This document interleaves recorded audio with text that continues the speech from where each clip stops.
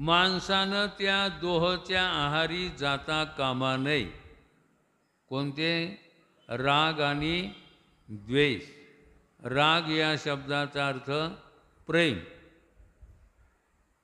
आणि द्वेष म्हणजे तिरस्कार करणे, नाही का? आपल्या मनासारखं जर कोणी वागत नसेल तर त्याचा तिरस्कार करणं म्हणजे द्वेष. हे इंद्रिय आणि विषय यामध्ये राग द्वेष लपलेले असतात. म्हणून भगवान म्हणतात या दोन्हीच्या आहारी जाऊ नये आणि जाऊन काम करू नये, कारण ते दोन्हीही त्याच्या कल्याण मार्गात विघ्न करणारे मोठे शत्रू आहेत. काय? राग आणि द्वेष हे कल्याण करणाऱ्याच्यामध्ये शत्रू आहेत बघा. आता शत्रू आपण कोणाला समजतो? आपल्या विरोधात जो वागतो त्याला आपण शत्रू समजतो, बरोबर आहे? किंवा आपलं काहीतरी त्यांनी नुकसान केलेलं असतं त्याला आपण काय समजतो? शत्रू समजतो. पण ह्या शत्रूपेक्षा भयंकर असणारे जे काही शत्रू आहेत, काम, क्रोध, लोभ, मोह, त्याचप्रमाणे राग, द्वेष हे महान शत्रू आहेत. हे सर्वसामान्य शत्रू आहेत. माणसाचे सामान्य शत्रू आहेत. पण काम, क्रोध, लोभ, राग, द्वेष हे महान शत्रू आहेत.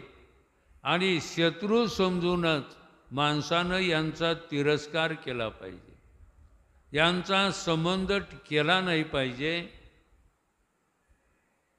कारण हे कल्याण मार्गामध्ये आड येणारे शत्रू आहेत. श्रेया स्वधर्म विगुण परधर्मात सुनुष्ठितात स्वधर्मे निधनम श्रेय परधर्म भयावह. चांगल्या प्रकारे आचरणात आणलेल्या दुसऱ्याच्या धर्माहून गुणरहित असला तरी आपला धर्म अतिशय उत्तम प्रकारे आहे. काय? समजा दुसऱ्याचा धर्म उत्तम प्रकारे जरी असला आणि एखाद्या गुणानं कमी आपला जरी धर्म असला तरी तो आपल्याकरता कसा आहे?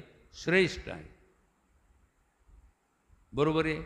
समजा त्याच्याकरता उदाहरण द्यायचं झालं, एखाद्याची झोपडी आहे आणि दुसऱ्याचा मोठा बंगला आहे.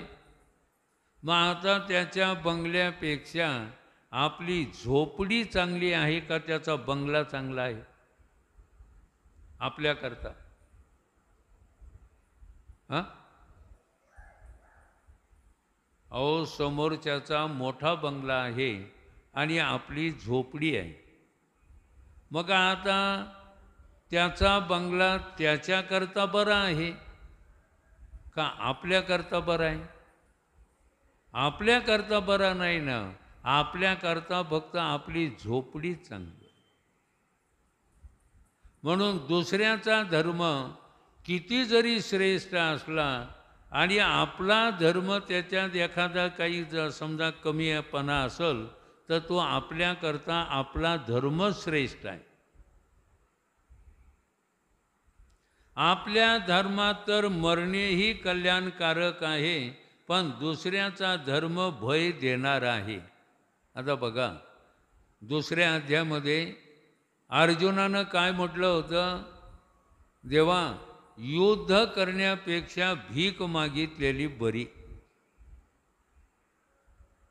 काय म्हटले होते? युद्ध करण्यापेक्षा भीक मागितलेली बरी.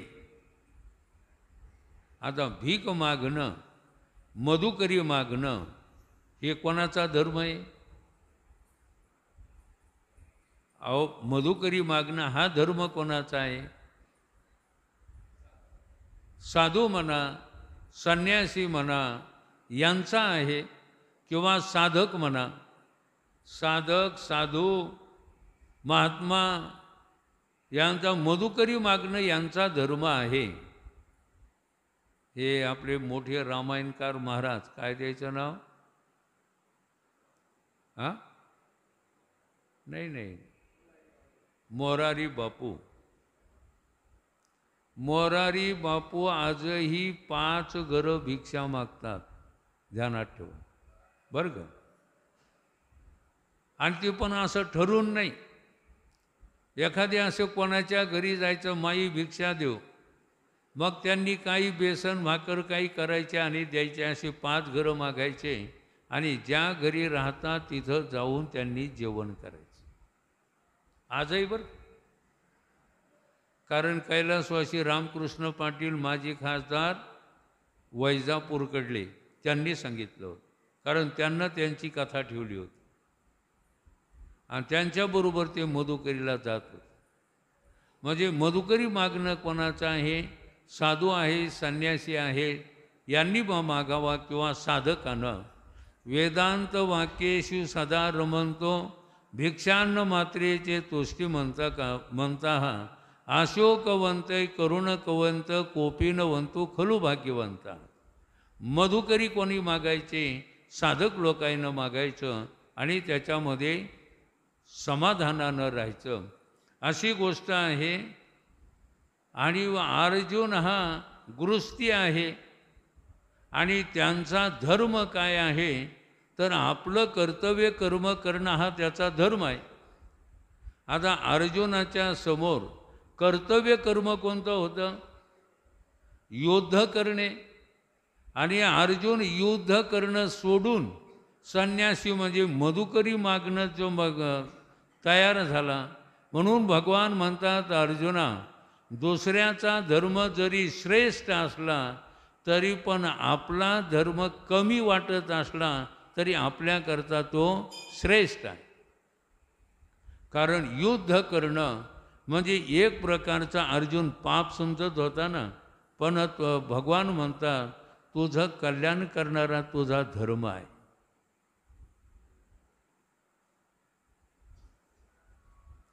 मग आपल्या धर्मात मरण जरी आलं तरी ते कल्याणकारी आहे, पण दुसऱ्याचा धर्म मात्र भय देणारा आहे, म्हणजे त्याच्यात तुझं कल्याण नाही. मधुकरी मागण्यामध्ये कल्याण आहे का? हां. पुढं अर्जुन वाच आतकेन प्रयुक्तयं पापं चरति पुरुषः अनिच्छन्नपि वारस्नेय बलादेव नियोजितः.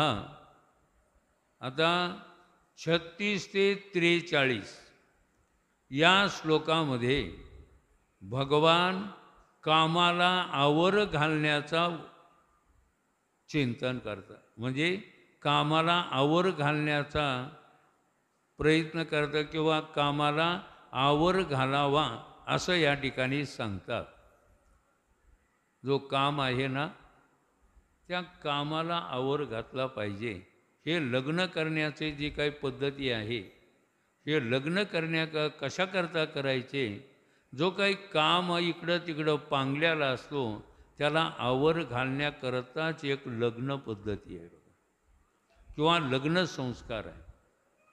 आणि लग्न केल्याच्या नंतर कामाला मर्यादा येते. काम हा मर्यादित राहतो, एवढ्याकरता ही लग्न पद्धती आहे. म्हणून भगवान या ठिकाणी 36 ते 43 कामाला आवर घालण्याचे प्रतिपादन करतात. त्यावर अर्जुनानं प्रश्न केला, आतकेन प्रयुक्तयं पापं चरति पुरुषः अनिच्छन्नपि वारस्नेव बलादेव नियोजितः. अर्जुन म्हणाला, हे कृष्णा, तर मग हा मनुष्य स्वतःची इच्छा नसतानाही जबरदस्तीनं करावया लावल्याप्रमाणे कोणाच्या प्रेरणेने पापाचं आचरण करतो? आता एखाद्या वेळेला माणसाला पाप करण्याची इच्छा नसली तरी ते पाप करायला कोण लावतं?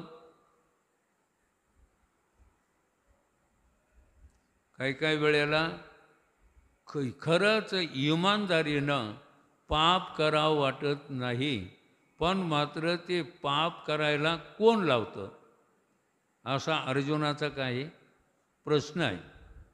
त्यावर भगवान म्हणतात, श्री भगवान उवाच काम येश क्रोध येश रजोगुण समुद्भव महाशनो महापाप्मा विद्य नमेह वैरिणम. भगवान म्हणतात, अर्जुना, पापामध्ये प्रवृत्त करणारे हे दोन महान शत्रू आहेत, काम आणि क्रोध. रजोगुणापासून उत्पन्न झालेला हा कामच क्रोध आहे. काय? रजोगुणापासून या कामाची आणि क्रोधाची उत्पत्ती रजोगुणातून होते बघा.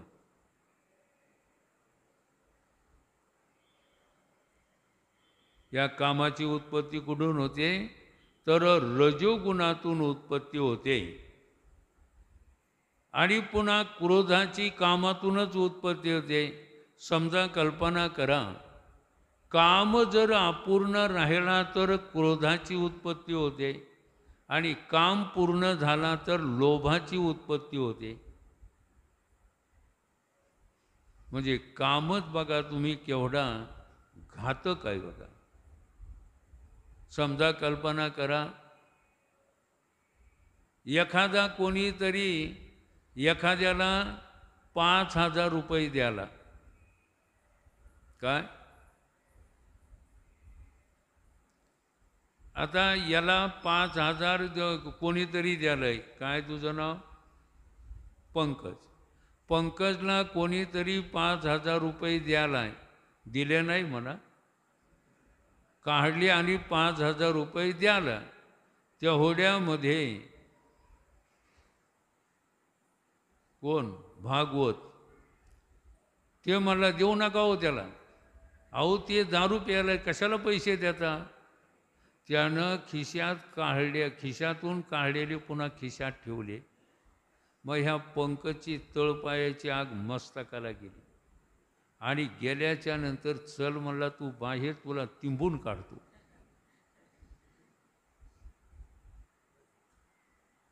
म्हणजे इच्छा पूर्ण झाली नाही तर क्रोधाची उत्पत्ती. आणि कल्पना करा, समजा एखाद्याला चहा पिण्याची इच्छा झाली आणि एखाद्या घरी गेला. गेल्याच्या नंतर या या या या बसा.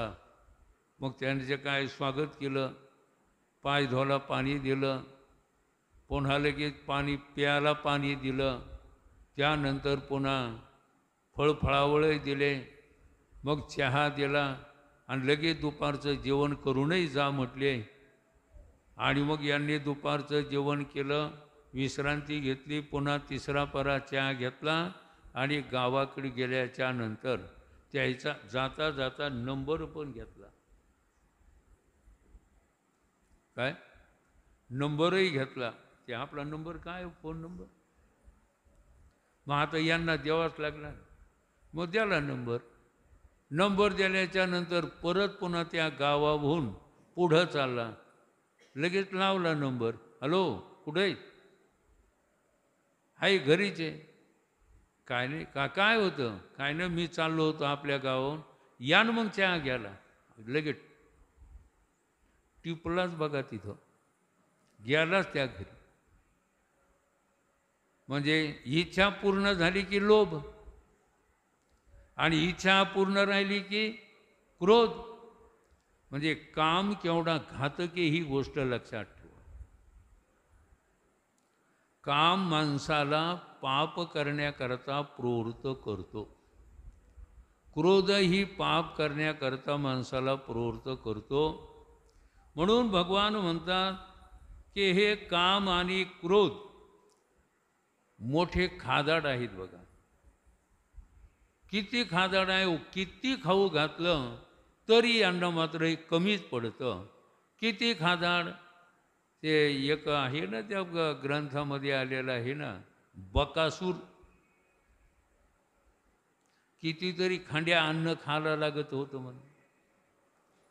तिथं भीमाला पाठिलं. आपल्याला जास्त काही उदाहरण नाही सांगत. भीमाला पाठिलं. भीमालाही खायला जास्तच लागत होतं. तिथं त्या बकासूरला देण्याच्या ऐवजी तिथं यानं सुरुवात केली खायला. कोणी? भीमानं. ते बकासूर आला आणि ते म्हणलं माझ्या अगोदर खाणारा कोण आहे? ते लागला बुक्या मारायला. कोणाला? भीमाला. ते म्हणला तू आता किती मार, अगोदर खाऊ दे मला आणि मग मी तुझ्याकडं पाहतो. म्हणजे हे दोन्ही एका चढी एक खाणारे होते. तसे काम आणि क्रोध खादाड आहेत बघा. यांना किती जरी खायला दिलं तर यांची मात्र पूर्तता होतच नाही. अर्थात भोगानी कधीही तृप्त न होणारा वो मोठा पापी आहे. अहो इच्छा कधी पूर्ण होतच नाही. हां, कितीही तुम्ही समजा, आता कल्पना करा एखाद्याला बासुंदी खायची इच्छा झाली. आता त्याला तुम्ही किलो 2 किलो द्या, एवढी तर खातच नाही म्हणा, पण किलो 2 किलो दिली, तेवढी जरी खाल्ली तर पुन्हा काय तेवढ्या तृप्तता होती का? पुन्हा खायला तयार होय. बासुंदी असली तर आणा बरं. म्हणजे हे कधीही तृप्त न होणारं आहे आणि मोठा पापी आहे. हाच या विषयातील वैरी आहे असं तू जाण. धूमेना विर्यते वन्नीर यथा दर्शो मलेनच यथोब्लेनावृतो गर्भस्तथा तेने दमावृतम.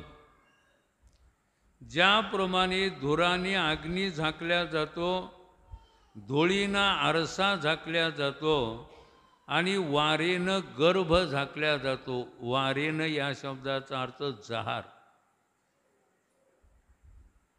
गर्भ झाकल्या जातो. आता गायी आसन, म्हैस आसन किंवा आपला ज्यांच्यापासून जन्म होतो त्यांचा असल जहार असतो आणि त्या जहारानं ते जे काही गर्भ आहे तो झाकल्या जातो. म्हणजे कशा कशानं? धुरानं अग्नी झाकल्या जातो, धुळीनं आरसा झाकल्या जातो आणि जहारानं गर्भ झाकल्या जातो. त्याप्रमाणे हे कामामुळं ज्ञान आच्छादित मात्र करतो बघा. काम काय सामान्य आहे का? काम हे ज्ञानाला झाकून टाकतो.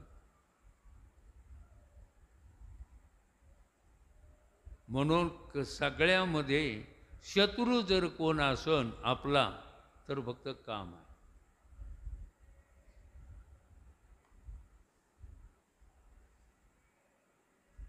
आवृतम ज्ञानमेतेन ज्ञानिनो नित्यवैरिना कामरूपेन कौंतेय दुष्परेना नलेन च. आणि हे अर्जुना, कधीही तृप्त न होणारा हा कामरूपी अग्नी ज्ञानी माणसाचा कायमचा शत्रू आहे. कोणाचा? काम हा ज्ञानी माणसाचा शत्रू आहे बघा. अज्ञानी माणसाचा तर आहेच आहे, यात नवल नाही. पण जे मिमी करणारे आहेत त्या ज्ञानीचा देखील हा काम शत्रू आहे बघा. हा, कारण मोठमोठाले ज्ञानी देखील ह्या कामानं घायाळ केलेले आहेत. काय? ज्ञानानं कामानं हे मोठमोठाले ज्ञानी देखील घायाळ केलेले आहे. काम नाही, काम नाही, कामाशिवाय नाही म्हणतेत ना. आता आमच्यासारखे कीर्तन करतोत ना आम्ही म्हणतो काम नाही, काम नाही आणि आम्ही कामाशिवाय नाही. म्हणून जे ज्ञानी आहेत नाही का, त्यांना देखील हा त्यांचा कायमचा शत्रू आहे. त्यांनी माणसाचे ज्ञान झाकल्या जातं. जे ज्ञानी मनुष्य आहे ना, त्या ज्ञानी माणसाचं देखील काम त्या ज्ञानाला झाकून टाकतो. इंद्रियानी मनोबुद्धी रस्याधिष्ठान मुच्यते एतैरिमोह यतेश ज्ञानमा वृत्ते देहिनम.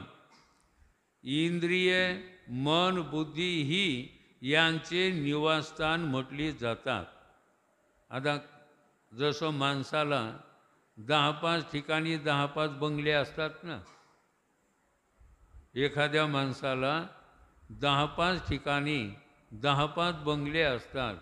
गावात बंगला असतो, परभणीला बंगला असतो, जालन्याला बंगला असतो, औरंगाबादला बंगला असतो, पुण्याला बंगला असतो, मुंबईला बंगला असतो, दिल्लीला बंगला असतो. जिथं गेले तिथं बंगलेच आहे. तसं हे काम याला देखील जिथं गेलं तिथं ठिकाणाच आहे. पंचे ज्ञानेंद्रिय, पंचे कर्म इंद्रिय, मन बुद्धी चित्त अहंकार हे सगळे मात्र त्या कामाचे काहीचं निवासस्थान आहे. आणि जास्त करून काम डोळ्यामध्ये जास्त राहतो. काय कामाचा मुख्य ठिकाणा जास्त कुठं राहतो? हां, डोळ्यामध्ये असतो बघा. म्हणून प्रत्येकानं जरा पाहायचं झालं तर चांगल्या दृष्टीनं पाहिलं पाहिजे आणि काही पाहत बसलं नाही पाहिजे. आजकाल तर मोबाईल तर आपल्या हातातच आहे. माणसं कोणी कोणाला बोलायला तयारच नाहीत हो, कोणी कोणाकडं पाहायला तयारच नाहीत. जे ते पुन्हा ते याच्यातच कोण आलं कोण गेलं, जय हरी नाही राम राम.